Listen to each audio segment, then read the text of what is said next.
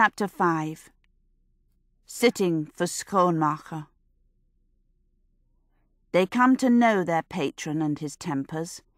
He wakes up as Schoonmaker and becomes, by grumpy effort, the master. Mornings are full of muttered curses and swallowed blessings. Enthusiastically he washes himself, paying no attention to the modesty of maidens or widows. The fishers have to huddle themselves in the kitchen yard until he calls for his laving water to be removed. Then a cambric shirt pulled over his head at least. He berates Margaretta for every annoying thing: the thinness of the porridge, the hardness of the cheese, the greyness of the bread, the miniature nature of herrings. Ruth plays with her windmill, the little thing grabbed from the beautiful girl in the house at the marketplace, until the master roars for flowers. It doesn't happen every day. All field flowers don't die at once, no matter what he says. But it happens often enough. After the first 3 or 4 trips, Iris doesn't need to escort Ruth to the meadow, though if the cows have frightened her, Ruth comes home empty-handed. Iris sees, though, that the master often doesn't look at the flowers Ruth brings.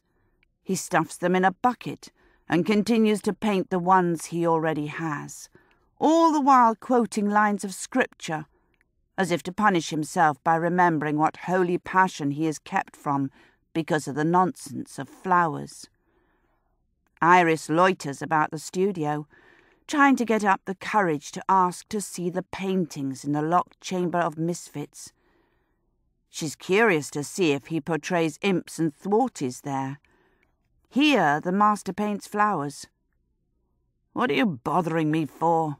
he mutters, not sounding very bothered. "Have you ever seen a dragon? Or a hell imp?" "The patron who doesn't pay his debt is a hell imp."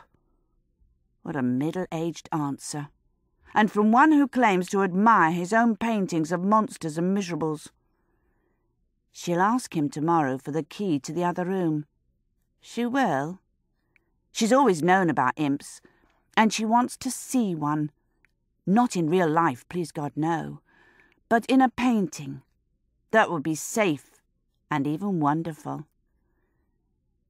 But the tomorrow comes, and just as she is going to do it, there's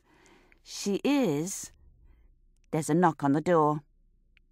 "Caspar," says the master. "Come in." Nobody enters. "Iris, open the door. Caspar's arms must be heavy with presents for me," says the master boisterously.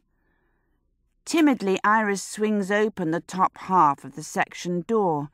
She sees nothing, but hears a knock on the bottom half. "Be generous. Open the full door," says the master. She does. A horrible beast in a huge beard stands there, only as high as Iris's apron strings. It's a talking dog, or a bear cub. It growls at her. "Move aside. What are you staring at, you ugly thing?" A dwarf. A real dwarf. Iris is glad Ruth is in the meadow today. May she stay there safely until this creature leaves. "Where's the old goosander?" growls the creature, pushing in. The master seems unimpressed.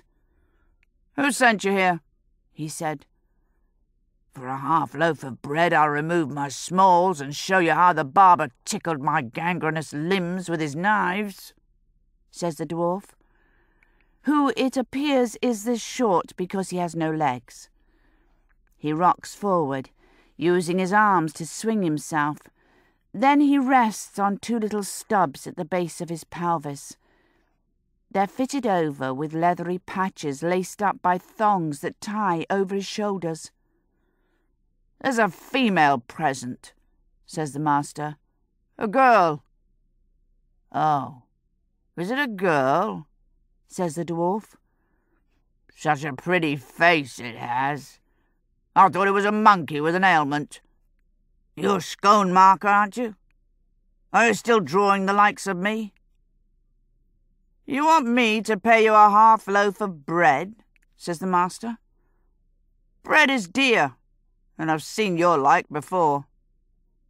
I've a handsome package of knobs and knuckles dragging along on the floor, said the dwarf, looking at his crotch. Get out, says the master. I'm interested in the varieties of the fallen, to be sure, but right now I'm busy with flowers, and I don't like your uncivil tongue when there's a girl present. The dwarf looks at the master's study of wildflowers. You've gone from cataloguing us queer limbs to portraits of cow food, says the dwarf. Damn you, your reputation is riper than that. Margaretta, bring your broom, calls the master calmly. A talking clot of fur has rolled in the doorway. It wants removing, whether it knows it or not. Iris loses her nerve about inspecting the gallery of misfits.